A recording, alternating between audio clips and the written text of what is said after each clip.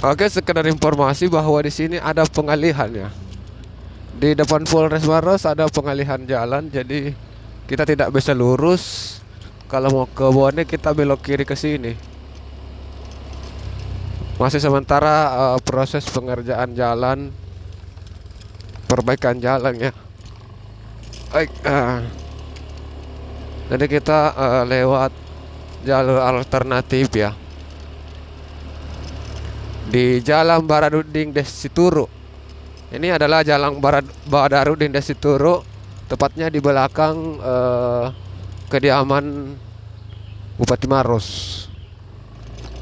Di belakang rumah jabatan ya, bukan kediaman. Rumah jabatan ke Bupati Maros. Oke, lokasi pengantaran sudah dekat ya. Kita sudah mendekati lokasi pengantaran.